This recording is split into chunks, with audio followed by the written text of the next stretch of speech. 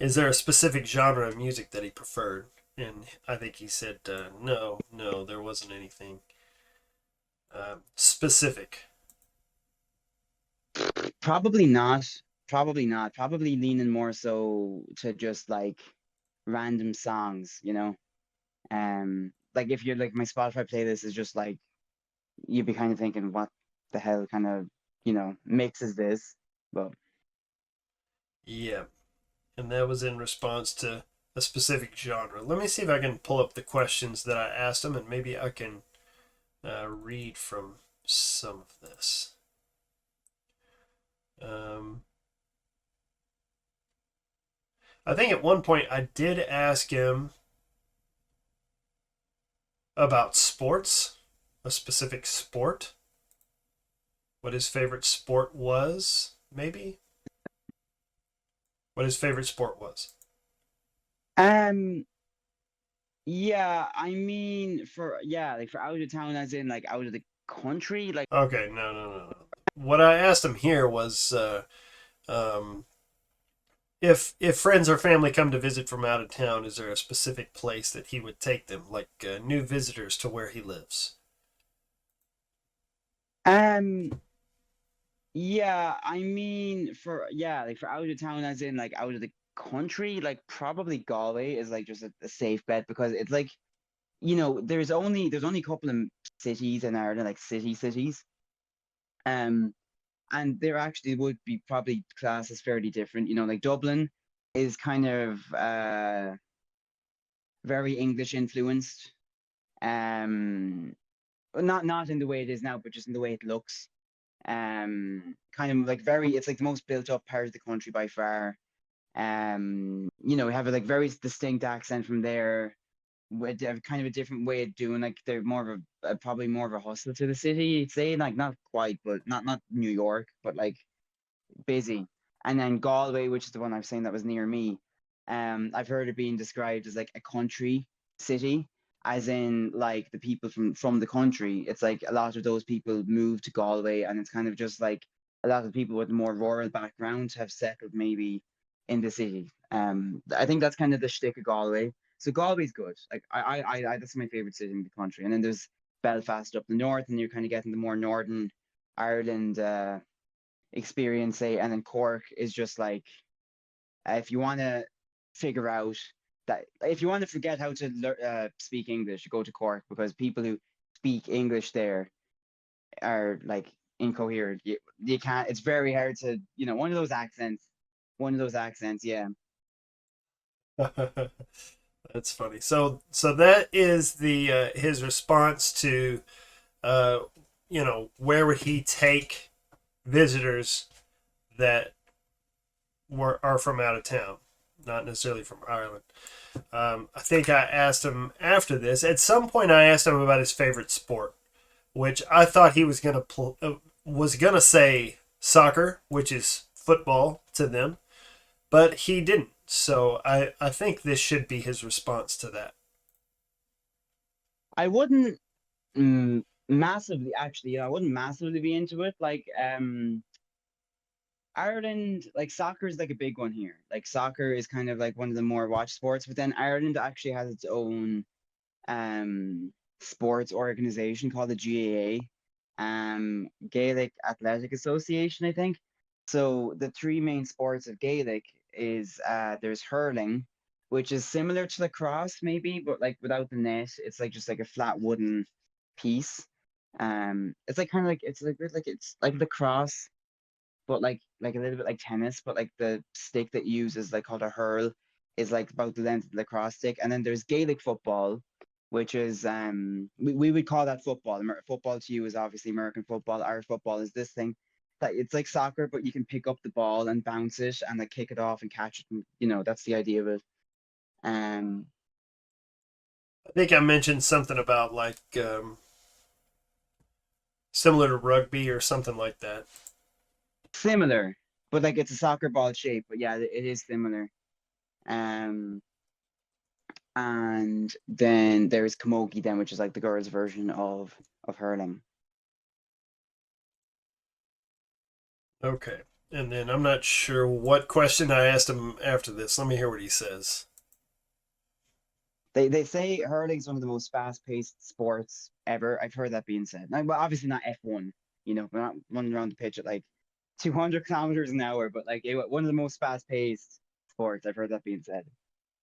Okay. And then here is his next response. And like I said, I don't remember what exactly I asked him. Probably not soon. Oh, this is, I think I asked him when he plans on getting back to streaming. Um, Probably not soon. Like I do plan to, try and get back into streaming again. Like I did, I kind of just been busy with things. Um, when you're doing, and this is just kind of, if I don't know what your how your audience is, like what amount of them stream themselves, but like I've kind of a bit of like advice or perspective on doing an event like that. Like, even like, if you're doing a subathon or a 12-hour stream or one of these kind of event style of streams, you can't really pull it out of a cloud. You know what I mean? You kind of do need to hype it up a bit. Exactly. And have it more like as a finale, even though it mightn't end, have it as a finale kind of thing, so, somewhat. And then like have maybe if you want to like kind of look at your stream or your series of streams as like a TV show, you might want to have something that changes after one of these um event style streams. Like say I remember I think for the first one, I think I made a YouTube channel after the very first Millionaire one, and then that I went on to like that wasn't a major change, but it was just something like kind of different.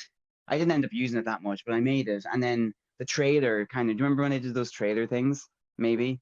So yeah, like Yeah, so I that was in was one kind of of for the second one, and then for when I did that one in February, I think what did I try and lead into it then with it? It was like Who Wants to Be a Millionaire. you kind of just want to make it more dramatic because like when you're doing things like this on Twitch, you're like literally like how would you call it, like a fish in the ocean of full of fish kind of thing.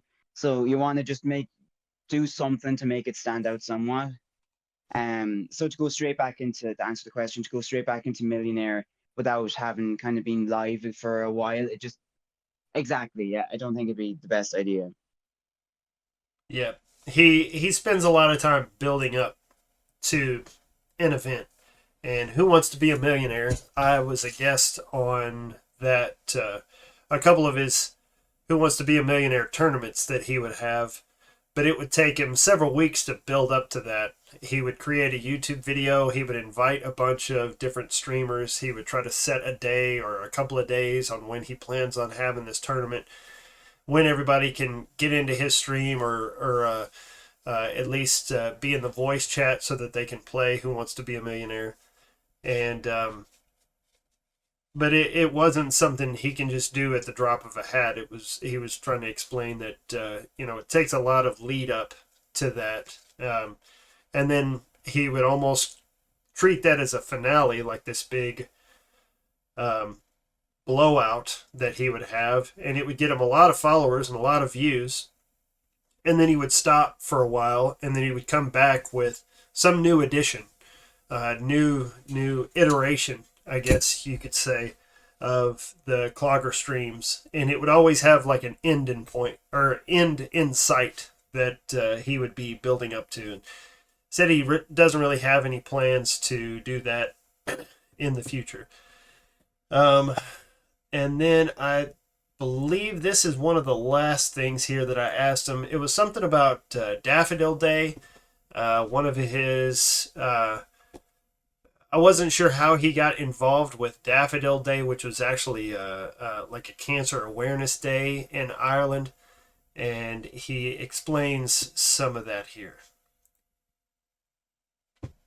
Yeah. So I remember like I was just live one night. I actually thought it was because like some people are just stupid on Twitch. I thought it was just like someone joking.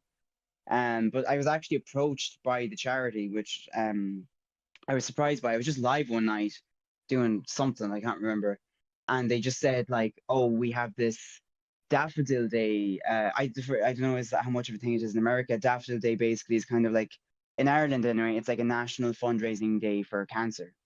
Um, so they approached and said we have this Daffodil Day thing coming up, and we're trying to like they try and pull from all sides, as in the sports industry, maybe the food industry, like maybe in restaurants they have collections, but they wanted to try and tap into Twitch, in Ireland, and they got on and said, look, we're trying to get a bit of a few Irish streamers to help out with this if you're interested. So me who was planning this, who wants to be a millionaire thing, because I was doing that monthly at that stage, and I just said, yeah, I'd do that millionaire month for the Daffodil Day as a fundraiser.